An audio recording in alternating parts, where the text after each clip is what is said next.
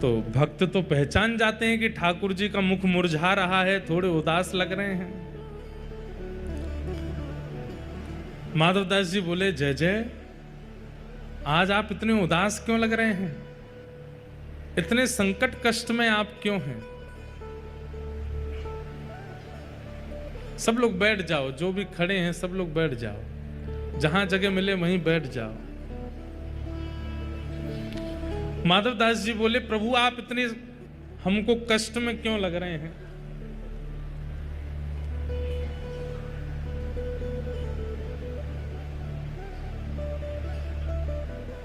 तो जगन्नाथ जी बोले, हमारा मन नहीं लग रहा। बोले, क्यों नहीं लग रहा? बोले, हम पूरी उड़ीसा में विराजमान तो हो गए, खूब बढ़िया चकाचक यहाँ पे पाते हैं दाल भात महाप्रसाद, लेकिन बचपन में जो हम लीला करते थे वो सब यहाँ नहीं कर पा रहे। बोले, क्या नहीं हो रहा? बोले, चोरी नहीं कर पा रहे, हम चोरी करने का मन हो रहा। माधवदास जी बोले, धीरे बोलो, जगन्नाथ बोलते हैं लोग आपको। क्या बोलते हैं? जगन्नाथ। पूरे विश्व की रक्षा करने वाले को जगन्नाथ कहते हैं। नाथ का मतलब रक्षक। और आप जो यहाँ पे ऐसी अभी चोरी वोरी करने की बात कर रहे हो। ठाकुर जी बोले, भले ही हमारा नाम जगन्नाथ हो गया हो, पर स्वभाव कैसे छूटे? स्वभाव तो वही है हमारा। बहुत मन हो रहा है चोरी करने का। माधवदास जी बोले, तो फिर चले जाइए, क्यों, किसने रोका आपको? कर आओ चोरी। ठाकुर जी बोले, वो भी तो बात है, अकेले आनंद नहीं आता है, एक आध दो लोग हों साथ में तो सुख मिलता है। माधवदास जी बोले, बगल में सुभद्रा जी और ये बलभद्र जी हैं, इनको ले जाओ। बोले, रहने दो, फिर तो हम ऐसे ठीक हैं। क्यों? बोले, इनको लेकर के जाऊंगा तो फिर एक तो मुझसे खुद ही नहीं संभाला जाता अपने आप को, इनको क्या संभालूंगा फिर मैं? और बलराम जी हमारे वैसे क्रोधी हैं, चोरी में अगर पकड़े गए तो सीधा सर धड़ से अलग ही कर देंगे, उसका हत्या और हो जाएगी। और बल्कि बलराम जी तो ऐसे हैं, मैंने अगर इनसे कह दी कि चोरी करने जाना है तो पहले तो मुझे ही चार सुनाएंगे, और नेक शर्म ना आवे, इतना बड़ो है गोए, भगवान बन गो, सब तो को आके प्रणाम करें, फिर वो चोरी करनो ना छोड़ रहो, चार तो मुझे सुनाएंगे। और फिर उसके बाद चोरी करने का मन बना भी दूंगा तो बलभद्र जी बड़ देव हैं, इनको बड़े देवता माना जाता है। ये जगन्नाथ जी यहाँ पे कहते हैं कि जगन्नाथ जी अगर कोई काम पूरा नहीं कर रहे हो तो बलभद्र जी से कह दो, और ऐसा कह के कह दो कि जगन्नाथ जी देख लो हमारी सुन नहीं रहे, हे दाऊ दादा देख लो ये हमारी बात मान नहीं रहे, आपका काम उसी समय हो जाएगा, क्यों बड़े देव हैं। बोले, अगर मैंने इनसे कह दी कि मुझे चोरी करनी है तो बलराम जी पूरी जगन्नाथपुरी को बुला लेंगे और सबसे कहेंगे हमारो लाला चोरी करने आएगा, व्यवस्था करो।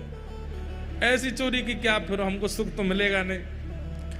बेचारे वहां जहां हम चोरी करने जाएंगे सब बेचारे कहें, लाला चोरी कर लो, आ जाओ हमारे घर आ जाओ, चोरी कर लो। दाऊ दादा के हल से इतना डरेंगे सब, हमको सुख नहीं मिलेगा। माधवदास जी बोले, तो फिर अब चोर कहां से लाऊं आपके लिए? किसको लेके आऊं? किसके साथ जाओगे चोरी करने? तो जगन्नाथ जी मंद मंद मुस्का के बोले, तुम बढ़िया हो, तुम चलो, तुम साथ दो तो हम कर लेंगे। माधवदास जी बोले, वयोवृद्ध शरीर है मेरा, शमशान बस कुछ ही दिन दूर रह गया है मुझसे, हाथ पांव में लकड़ियां, ये हाथ कांपते हैं, पैर कांपते हैं, क्या वयोवृद्ध बूढ़े आदमी के संग क्या चोरी करोगे आप? ठाकुर जी बोले, वो सब हम करवा लेंगे, तुम बस हाँ कर दो।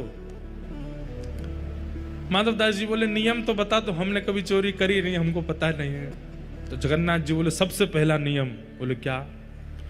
फुर्ती रखनी है, लेकिन फुर्ती में आवाज नहीं करनी है। मतलब गति तो तेज हो, पर जैसे हम चलते हैं तो हमारे पैरों की आवाज आती है, हाथों की आवाज आती है, कपड़ों की आवाज आती है, आवाज नहीं आनी चाहिए। फुर्ती भी हो और आवाज ना हो, पहला नियम। और दूसरी बात, पलके नहीं झपकनी, नेत्र खोल कर रखने, कान खोल के रखने, ध्यान रखना कहीं से कोई आ नहीं जाए। बोले, अच्छा और कोई नियम? बोले, ये दो तुम निभा लेना, बाकी मैं संभाल लूंगा, चलो। माधवदास जी बोले, कहां जाएंगे चोरी करने? कौन गोपी, यहां कौन गोपी के यहां जाओगे? बोले, गोपी वोपी के यहां नहीं जाएंगे। तो बोले ये जो राजा हैं जगन्नाथपुरी के, इनके बगीचा में खूब सुंदर सुंदर कटहल होते हैं, और देखो ये हमारे लिए भोग लगाने भेजते नहीं है, हमको कटहल खाने का मन कर रहा है, कटहल की चोरी करके आएंगे।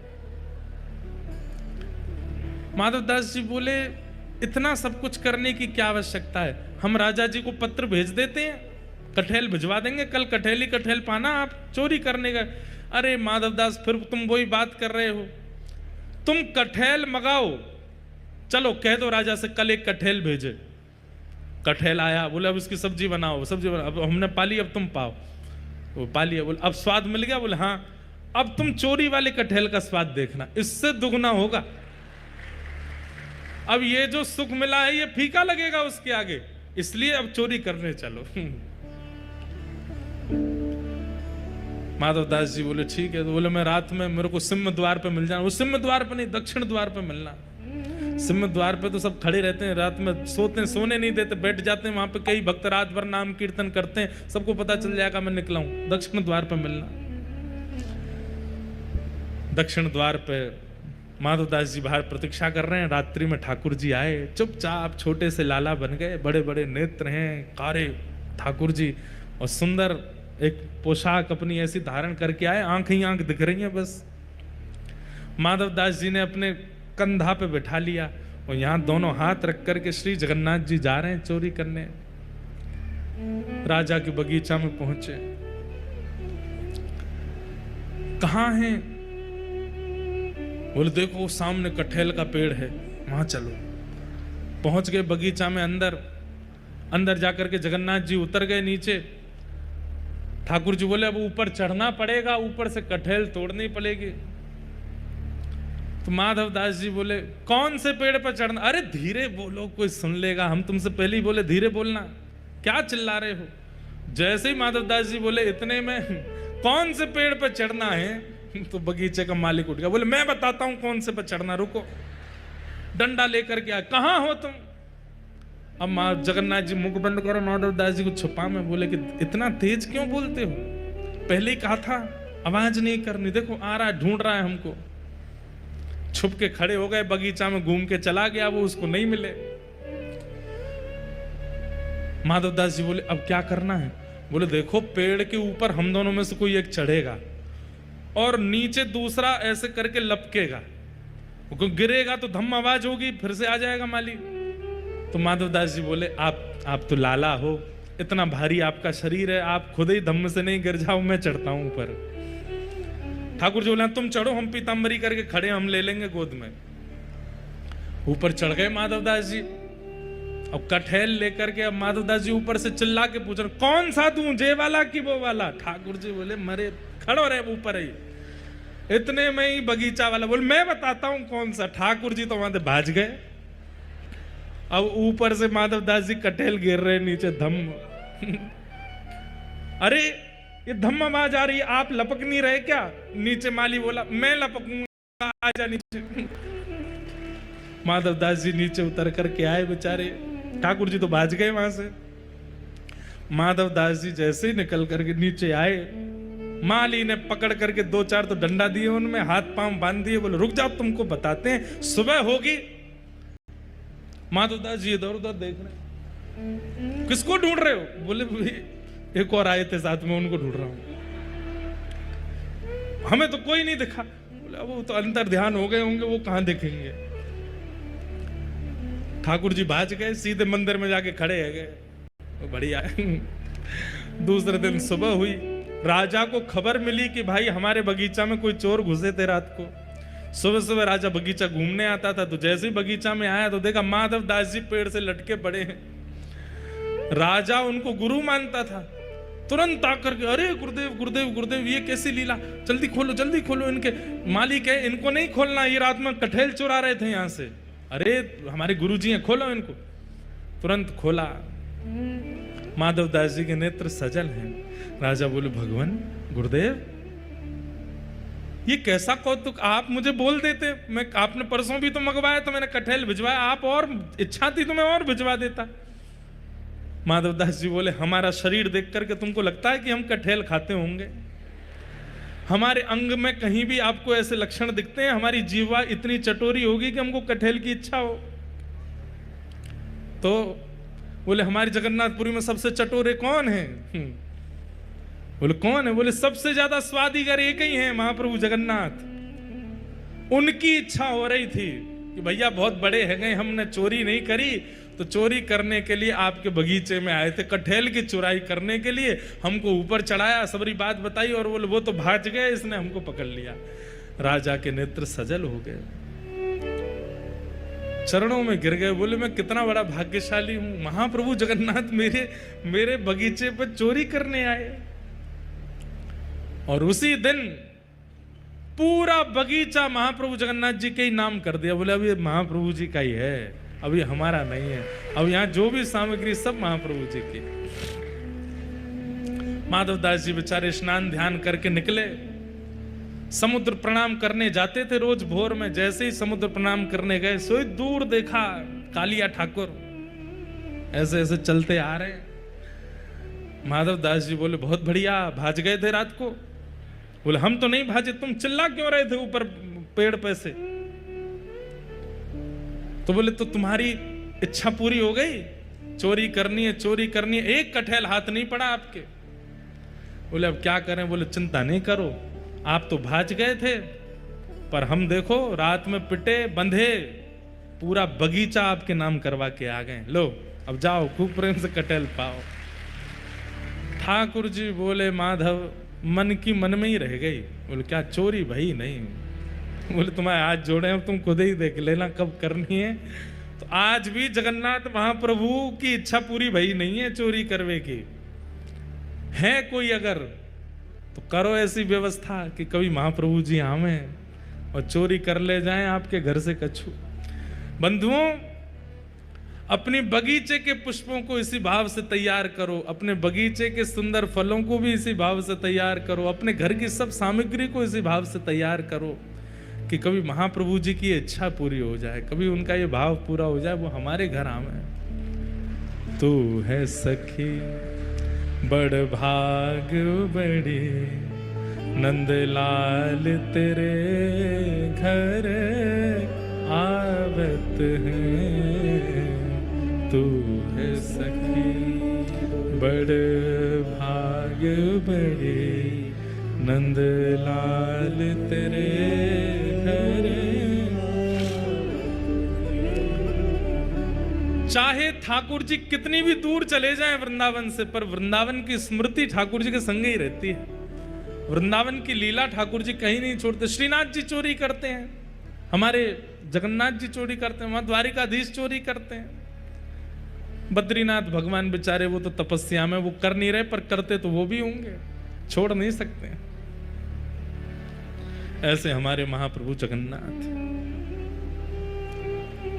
कैसा अनुग्रह है ठाकुर जी का अपने भक्तों के ऊपर। कभी कभी हमें लगता है कि आज भी अनुग्रह ठाकुर जी करते हैं, आज भी लीला महाप्रभु जगन्नाथ कर रहे हैं, पर हमें अभी पता नहीं चल रहा है। हमारे जब समय निकल जाएगा तब कोई भक्त की गाथा निकलेगी इस काल के, उसके ऊपर कृपा कर रहे होंगे अभी भी ठाकुर जी। तो इस प्रकार ठाकुर जी की बाल लीलाएं ब्रज में चल रही हैं। सब ब्रजवासियों ने कही कि कोई ना कोई राक्षस लाला के ऊपर आक्रमण करें। आज 2 वृक्ष गिर गए, नलकुवर मणिग्रीव ऊखल में बंधे थे ठाकुर जी। ब्रजवासियों ने कहा कि हमारे लाला पे इतने संकट आमे, अब हमें यहाँ गोकुल में नहीं रहना चाहिए, अब कहीं और चलो। और तब कहाँ गए? श्रीधाम वृंदावन को प्रस्थान किया है कि वनम वृंदावनम नाम पशव्यम नवकाननम। वृंदावन चलो, वृंदावन चलो, वहां जाकर के विराजेंगे और वहीं रहकर के लाला की सेवा करेंगे। किशोरी जी के हृदय से प्रकट हुआ है वृंदावन, इसीलिए वृंदावन रसामृत पद में गाया, श्यामा हृदय कमल सो प्रगट्यो। और जब किशोरी के हृदय से प्रकट हुआ तो किशोरी जी के हृदय की प्रकट कमल को ठाकुर जी देख करके प्रसन्न हो गए। तो श्याम हृदय को भाए, श्यामा हृदय कमल सो प्रगटो, श्याम हृदय को भाए, वृंदावन प्यारो वृंदावन। ठाकुर जी वृंदावन आकर के अति सुख में हो गए। बहुत प्रिय लगता है ठाकुर जी को वृंदावन। बंधुओं, कोई वृंदावन से अगर जगन्नाथपुरी आता है ना, एक बात कह दें आपको, इस बात को बताने के बाद हम ही वैसे संकट में पड़ जाएंगे, लेकिन फिर भी बता देते हैं। या तो आचार्य के साथ जगन्नाथ जी का दर्शन करो, या किसी ब्रजवासी के साथ ठाकुर जी का दर्शन करो। ब्रजवासी को संग लेकर के महाप्रभु जी का दर्शन करोगे, महाप्रभु जी बड़े प्रसन्न होते हैं। ब्रजवासी को देखने के लिए तो ये किस लिए विराज रहे हैं ऐसे, ये हाथ ऐसे क्यों हैं, मुख ऐसा क्यों है, हम कह सकते हैं हमारी याद में, हम ब्रजवासियों की याद में महाप्रभु जगन्नाथ जी पिघल गए। ब्रजवासी वल्लभ सदा मेरे जीवन प्राण, इनको नाही बिसारी हूं मोहे नंद बाबा के आन। ठाकुर जी स्वयं सौगंध खाते हैं नंद बाबा की, और ये ब्रजवासी, और जब तक ब्रज में ब्रजवासी आते रहेंगे ये मेरे प्राण रहेंगे, चाहे ये जैसे भी हों ये मेरे प्राण ही रहेंगे। ब्रजवासी वल्लभ सदा मेरे जीवन प्राण, मुझे प्राणों से भी अति प्रिय हैं ये ब्रजवासी। आज भी महाप्रभु जगन्नाथ जी, हम भले ही खूब आनंद में उनके सामने जाते हैं, खूब नाचते हैं, खूब गाते हैं, लेकिन वो विरह में है। ये ठाकुर जी का विरह स्वरूप है। अपने ब्रजवासियों की याद में ठाकुर जी पिघल गए। आज भी ठाकुर जी को मधुमंगल की याद आती है। वो मधुमंगल जो सुबह उठता है ना, तो सुबह उठते ही हर व्यक्ति धीमे धीमे अपने नेत्र खोलता है, आंख एक साथ नहीं खुलती, लेकिन मधुमंगल तो आंख पे हाथ धर लेता है और हाथ पे हाथ धरते हुए स्पर्श करते हुए चलता है। अब मैं घर से बाहर आए गए हो, अब जे गली आ गई, आगे वाली गली से अब मैं नंद भवन के सामने मुड़ गए हो, अब नंद भवन आए गए हो, और दहली के अंदर प्रवेश करते ही मैया, ओ मैया, हाँ लाला उठ गए हो ना, अब ही तो ना उठो। तो मधुमंगल ऐसे ही बैठा रहता है, बोले मैया जब लाला उठ जाए तुम्हें बताइयो। यशोदा मैया जाए के कहे लाला तू आंखन पे हाथ धर के काई को बैठो। मैया मैं अगर पहली आंख खोल करके कोई और को देख लूं ना, मेरा पूरा दिन बर्बाद हो जाए, लेकिन मैं पहली बार जब लाला को देखूं तो मेरा पूरा दिन बड़ो मंगल जाए। मैया जब लाला उठ जाए तो मैं बताई दूं। ऐसे ही बैठे रहता मधुमंगल। इतने में ही पलना हिलता है, ठाकुर जी उतरते हैं। यशोदा मैया सबसे पहले जाके कहती अरे मधुमंगल देख लाला उठ गयो। ठाकुर जी के सामने आकर के मधुमंगल तब हाथ उठावे और सबसे पहले लाला को देखे, और लाला देखते ही वहां से भाज जाए और फिर जाके अपनो प्रसाद पावे, स्नान ध्यान करे। रोज देखे ठाकुर जी को, और कुछ नहीं देखना, सबसे पहले लाल जी देखे। ठाकुर जी को उस मधुमंगल की याद में यहां पिघल गए हैं। तो मधुमंगल आज भी बाट निहार रहा है मेरी ब्रज में, और मैं गया नहीं। भगवान श्री कृष्ण जन कल्याण करने के लिए धराधाम पर आए, लेकिन ब्रज आकर के जो प्रेम ठाकुर जी को मिला, उसके बाद ठाकुर जी असमंजस में आ गए। अब मैं क्या करूं? यदि मैं ब्रजवासियों के पास रहूंगा तो विश्व कल्याण नहीं होगा, और विश्व कल्याण के लिए जाऊंगा तो ब्रजवासी मेरे कष्ट में आ जाएंगे। ठाकुर जी ने विश्व कल्याण को चुना, चले गए विश्व कल्याण के लिए। मथुरा, द्वारिका और महाभारत का युद्ध आदि करा करके गीता का ज्ञान दिया, लेकिन अपनी लीला के अंतिम का समय में ठाकुर जी अपनी लीला पूरी करने से पहले बड़ी ग्लानि होने लगी। विश्व कल्याण तो हो गया, लेकिन ब्रजवासियों को मैं सुख नहीं दे पाया, क्या करूं? तो ब्रजवासियों का जो कष्ट है, ब्रजवासियों की जो पीड़ा है, ब्रजवासियों का जो विरह है, ठाकुर जी के मन में आया, मैं उसका आस्वादन करूं। जितना विरह ब्रजवासियों ने मेरे लिए किया है, ये तो 100 वर्षों का विरह है। मैं आज प्रतिज्ञा धारण करता हूं, जब तक पृथ्वी रहेगी तब तक इन ब्रजवासियों के विरह में जगन्नाथ बन करके बैठा रहूंगा। रोज विरही होते हैं। हमें लगता है कि वो मुस्कुरा रहे हैं, हमें लगता है कि वो बड़े बड़े नेत्रों में श्रृंगार, बड़े श्रृंगार आदि, पर नहीं। महाप्रभु जगन्नाथ जी विरह में है, ब्रजवासियों के विरह में। इसलिए जब जाते हैं तो महाप्रभु जी को राधा नाम सुनाया करो, श्री महाप्रभु जी को ब्रजवासियों की याद बताया करो, जाकर के वार्ता किया करो, लाला हम ब्रजते आए हैं, ब्रज बड़ो आनंद में है, वहां पे सब ब्रजवासी बड़े प्रसन्न हैं, मैया यशोदा, नंद बाबा, मधुमंगल, सीतामा सब बड़े आनंद में हैं। तो महाप्रभु जी बड़े प्रसन्न हो जाते हैं कि कोई ने ब्रज की याद तो दिलाई। उद्धव मोहे ब्रज बिसरत नाही, ठाकुर जी कहते हैं उद्धव मैं ब्रज को भुला नहीं पाता। हंस सुता को सुंदर कलरव और वृक्षन की छाहें, उद्धव मोहे ब्रज बिसरत नाही, मुझे ब्रज भूला नहीं जाता। इसलिए महाप्रभु जगन्नाथ जी के सामने जब आप आकर के बैठते हैं, तब किसी भी कोने में मंदिर में चले जाइए, कोई सबको सुनाई दे इतना तेज करने की आवश्यकता नहीं है। केवल मन में जगन्नाथ जी को बिठा लो और महाप्रभु जी से कहो, हे महाप्रभु आप पीड़ा में मत रहो, आप विरह में मत रहो, देखो हम पूरा व्रज अपने हृदय में लेके आए, आप दर्शन करो और अपने हृदय में व्रज प्रकट करके महाप्रभु जी को उस व्रज में ले जाओ। यशोदा मैया की गोद में बिठा दो अपने मन में, नंद बाबा की गोद में बिठा दो, किशोरी जी के बगल में बिठा दो, कुंज निकुंज यमुना के पुलिन पर घुमा लाओ जगन्नाथ जी को। ये उपकार कीजिए जगन्नाथपुरी आकर के, अपने हृदय रूपी व्रज में महाप्रभु जगन्नाथ जी को रमण कराओ। ठाकुर जी प्रसन्न होते हैं।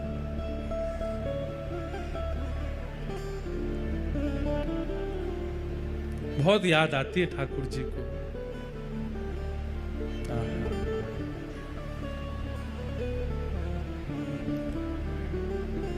और महाप्रभु जी यहां पता है क्या गा रहे हैं, किस भाव में हैं? राधे राधे करुणामयी कृष्ण प्यारी, मेरी सुधली जो श्री वृषभानु दुलारी। राधे करुणामयी कृष्ण प्यारी, मेरी सुधली श्री वृषभानु। बंधुओं जब आप वृंदावन जाते हैं ना, तो वृंदावन की एक एक गली मोहल्ला कुंज निकुंज सबका दर्शन करके अपने हृदय में उसकी स्मृति बना लो। ऐसी गली है, ऐसे आंगन है, ऐसे प्रसाद है, ऐसा मंदिर है, ऐसा उत्सव है, ऐसे ब्रजवासी हैं, ऐसी यमुना जी हैं, ऐसा ब्रजमंडल है। सबकी स्मृतियां अपने हृदय में, जैसे हम फोटोज खींच के लाते हैं, सोशल मीडिया पे अपने मित्रों को दिखाते हैं, घर के लोगों को दिखाते हैं, ऐसी सारी स्मृतियां हृदय में लेके आओ और प्रतीक्षा करो। अब जब भी अवसर मिले जगन्नाथपुरी जाने का और महाप्रभु जगन्नाथ जी के सामने आकर के वो सारी स्मृतियां जगन्नाथ जी को दिखाओ। ऐसी गली है, ऐसी यमुना जी हैं, ऐसे उत्सव हैं, ऐसे ब्रजवासी हैं, महाप्रभु जगन्नाथ जी प्रसन्न हो जाते हैं। कोई ने मुझको व्रज की याद दिलाई है, कोई ने मुझको वृंदावन की याद दिलाई है, वृंदावन को स्मरण करायो है।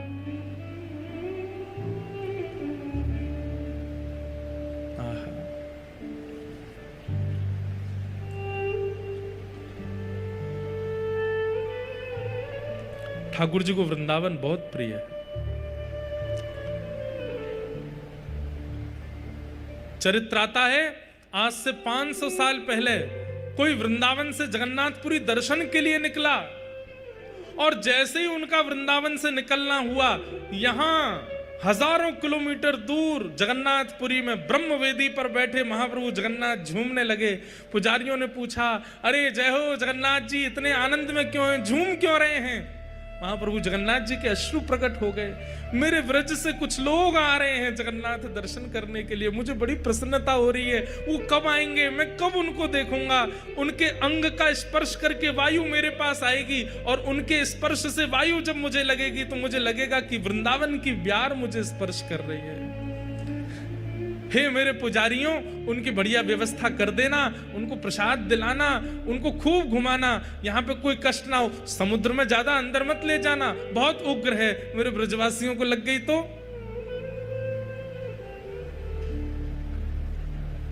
मेरे ब्रजवासियों को सुख देना, वो आ रहे हैं। महाप्रभु जी इतने प्रसन्न हो जाते हैं ब्रजवासियों के आने के भाव। इसलिए जगन्नाथपुरी आने का ये कोई शास्त्रीय बात नहीं, पर मैं अपने हृदय से कह रहा हूं, जगन्नाथपुरी अगर कोई बंबई से आ रहा है, दक्षिण से आ रहा है, उत्तर से आ रहा, कहीं से आ रहे हो, अगर संभव हो सके तो एक बार पहले वृंदावन चले जाओ और वृंदावन की स्मृति लेके फिर जगन्नाथ आओ। महाप्रभु जी को सुख देना है, अपने सुख समृद्धि के लिए आ रहे हो तो सीधे जगन्नाथ जी आ जाओ, लेकिन यदि ठाकुर जी को सुख देने आ रहे हो तो एक बार वृंदावन होकर के आओ। महाप्रभु जी को सारी स्मृतियां बता दो, महाप्रभु जी प्रसन्न हो जाते हैं। ठाकुर जी वृंदावन आए, वृंदावन आकर के भगवान ने अनेक लीलाएं की। सबसे पहली लीला ठाकुर जी ने ग्वाल बालों के संग बैठ करके छाक पाई है। छाक माने वन में ठाकुर जी गैया चराने जाते हैं और वहां ग्वाल बाल अपने अपने घर की सामग्री लेकर के आते हैं, सबकी सामग्री एक साथ लेकर के ठाकुर जी फिर उसको पाते हैं। महाप्रभु जगन्नाथ जी का महाप्रसाद सुनिए ध्यान से, एक पत्तल में एक व्यक्ति बैठ करके पा रहा है तो समझो कि वो महाप्रसाद पा रहा है, लेकिन एक ही पत्तल में 4 लोग बैठे हैं, कोई कहीं से दाल मां मिला रहा है, कहीं से चावल मिला के, तो ठाकुर जी बड़े प्रसन्न होते हैं, वाह मेरी छाक लीला है रही है, क्योंकि ठाकुर जी भी तो ऐसी छाक पाते हैं। महाप्रसाद झूठा नहीं होता, आप किसी के साथ भी बैठ के पा सकते हो, कभी भी पा सकते हो, कैसे भी पा सकते हो। आप जीभ से भी अगर कुछ स्पर्श कर लेंगे तो भी वो महाप्रसाद ही रहेगा, वो झूठा नहीं हो सकता। महाप्रसाद ऐसे ही पाना चाहिए। अगर कोई जगन्नाथपुरी का वैष्णव बैठ के पा रहा होगा तो आप जाकर के अगर उसके में से उठा के पाने लगेंगे, वो आपसे कुछ कहेगा नहीं।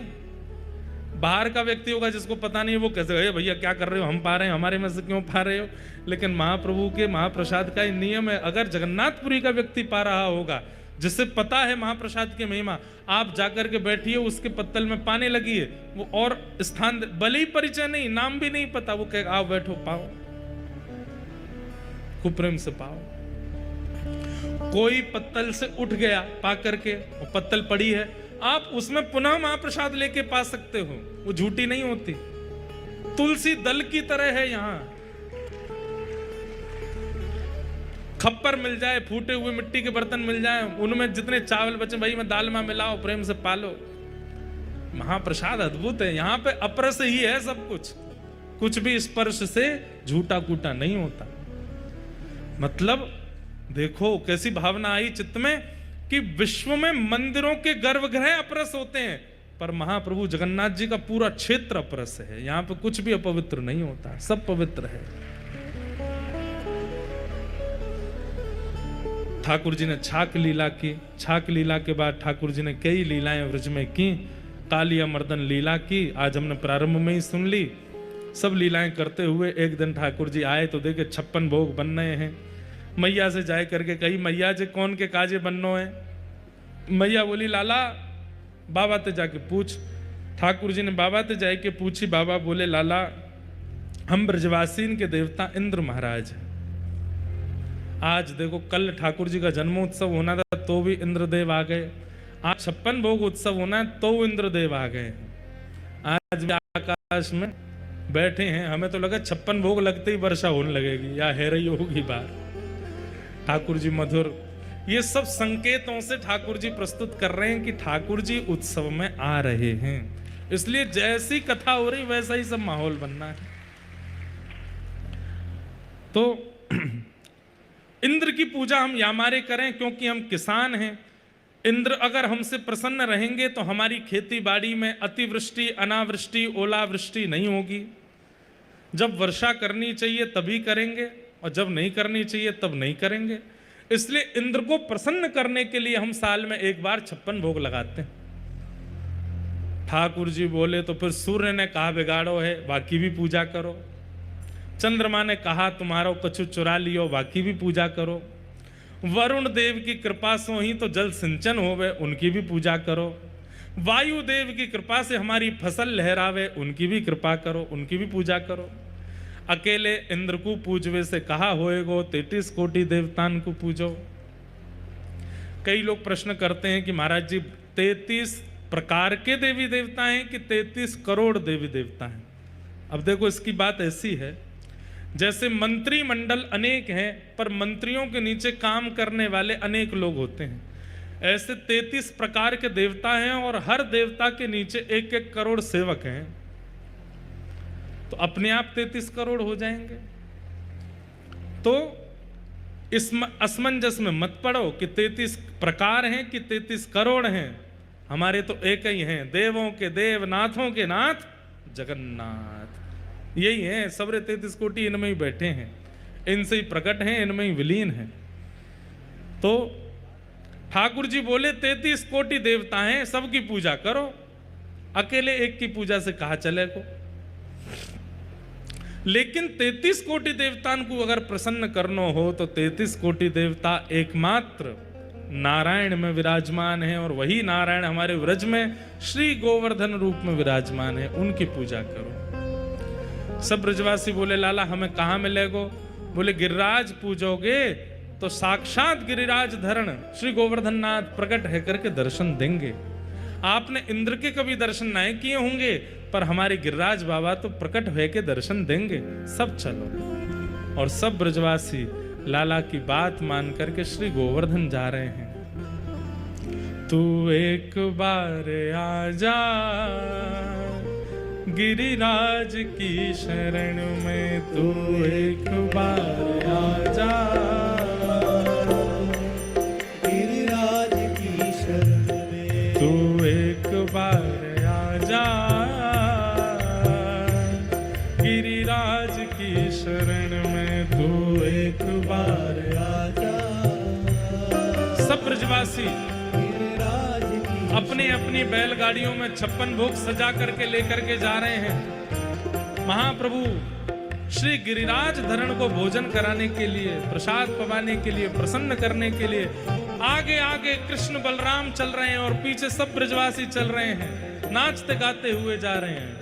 ओ गिरिराज की शरण में, महाराज की शरण में, गिरिराज की शरण में, महाराज की शरण में, गिरिराज की शरण में, महाराज की शरण में, गिरिराज की शरण में, महाराज की शरण में, जीवन सफल बना जा गिरिराज की शरण में, जीवन सफल बना जा गिरिराज की शरण में, तू एक बार आजा गिरिराज की शरण में, तू एक बार आजा गिरिराज। श्री गिरिराज धरण की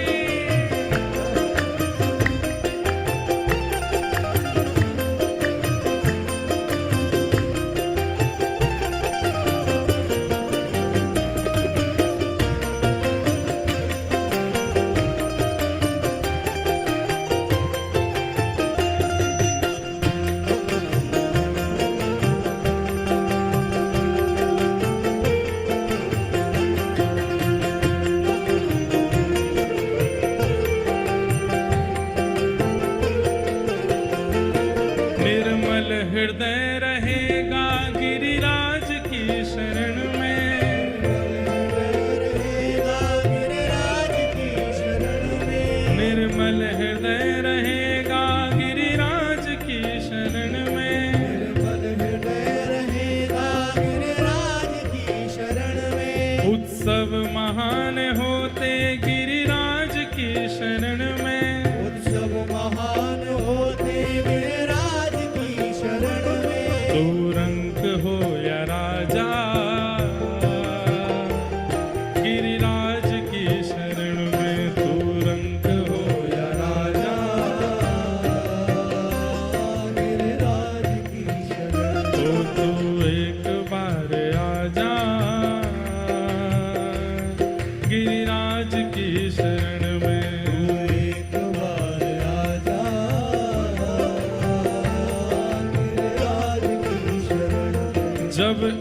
इंद्र कोप कीनो ब्रज को बहाए दीनो, इंद्र कोप कीनो ब्रज को बहाए दीनो, जब इंद्र कोप कीनो ब्रज को बहाए दीनो, जब इंद्र कोप कीनो ब्रज को बहाए दीनो, सुरपति मान मारो गिरिराज की शरण में, सुरपति मान मारो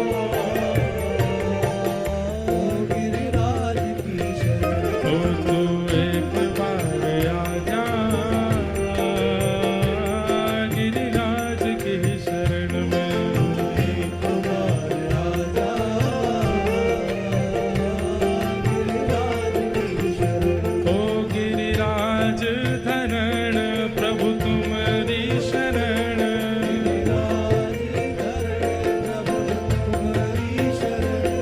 गिरिराज धरण हम तुम्हारी शरण,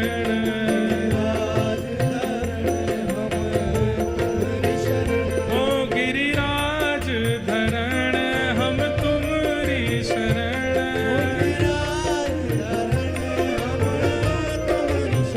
ओ प्यारे गोवर्धन हम तुम्हारी शरण,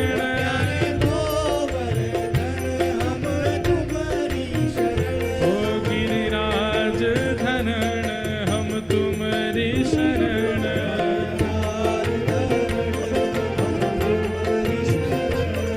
गिरिराज धरण हम तुम्हारी शरण,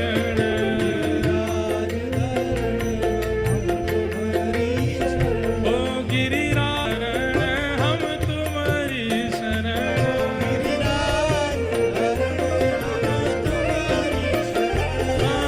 गिरिराज धरण हम तुम्हारी शरण, ओ गिरिराज धरण हम तुम्हारी शरण,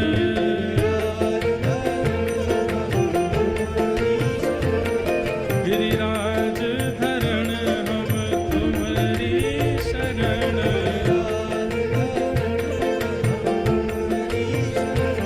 तू एक बार आजा गिरिराज की शरण में, तू एक बार आजा गिरिराज की शरण, ओ जीवन सफल बना जा गिरिराज की शरण में, जीवन सफल बना जा बोल गिरिराज धरण की, श्याम सुंदर श्री यमुने महारानी गोवर्धन नाथ की जय जय श्री राम। सब ब्रजवासियों को लेकर के ठाकुर जी गोवर्धनपुर पहुंचे और वहां जाकर के 56 भोग सामग्री लगाई। श्री गिरिराज बाबा खूब प्रेम प्रसन्न मगन है करके प्रेम से भोग अरोग रहे हैं। आज श्री गिरिराज जी को प्रसाद अरोगने दें। गिरिवर धारण लीला ये कल के सत्र में हम करेंगे। बल्धो कल से नवरात्रि का प्रारंभ हो रहा है। आज श्राद्ध पक्ष का विश्राम अमावस्या है। संभव हो तो आप सब लोग अपनों पितरों का स्मरण करके महोदधि समुद्र नारायण में स्नान कर लीजिएगा और यही महाप्रसाद किसी ब्राह्मण देव को पवा करके और अपने पितरों का स्मरण करके महाप्रसाद ठाकुर जी का भोग लगा हुआ उसी से ही प्रदान कर देना। हे पितृदेव आप जहाँ भी हैं वहाँ से प्रसन्न हो जाएं। और जगह से करने पर तो वे प्रसन्न होते ही हैं, पर महाप्रसाद का भोग जब उन्हें अर्पित कर दिया जाए तो पितृ और आनंदित हो जाते हैं। इस प्रकार आप सब लोग आज का क्रम करें। कल सुबह के सत्र में कथा होगी और संध्या के सत्र में यहाँ दीक्षा का क्रम होगा। जो श्री वैष्णव बालक बहुत समय से यहाँ कई लोग आए भी हैं, कई लोगों की इच्छा है हमें तीर्थ में ही दीक्षा हो जाए, तो वे सब लोग आज कथा के बाद अपना नामांकन करा लेंगे और उसके बाद कल वे ही लोग कथा के उपरांत शाम 4 बजे यहाँ उपस्थित होंगे और 4 बजे से यहाँ दीक्षा का क्रम होगा। सब लोगों को श्री वैष्णवी दीक्षा कल यहाँ प्राप्त होगी। जिन जिन लोगों की दीक्षा होगी उन लोग, वैसे और जगह तो सुबह दीक्षा दे देते हैं क्योंकि बिना खाए पिए लेनी होती है, पर महाप्रसाद पाने में कोई दोष नहीं। आप अगर केवल महाप्रसाद रह रहे हैं ना तो आपका निर्जला व्रत माना जाता है। महाप्रसाद अन्न है ही नहीं, वो प्रसाद है, उसको पाने से कोई अन्न सेवन नहीं माना जाता। इसलिए जिन जिन लोगों की कल दीक्षा होगी वे लोग महाप्रसाद ग्रहण कर सकते हैं और संध्या 4 बजे यहाँ उपस्थित होंगे। पूर्व में दीक्षा हो चुकी है वे पुनः दीक्षा नहीं ले सकते।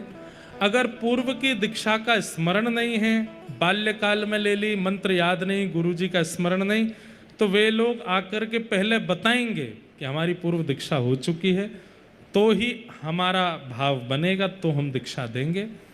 जितने भी भाई बहन हैं सबको केवल धोती उपरना में भाइयों को आना है, माताओं को हो सके तो भारतीय परिवेश पहन करके आना है। आप सब लोग कल दीक्षा के लिए उपस्थित होंगे और कोई भी सामग्री, कोई धन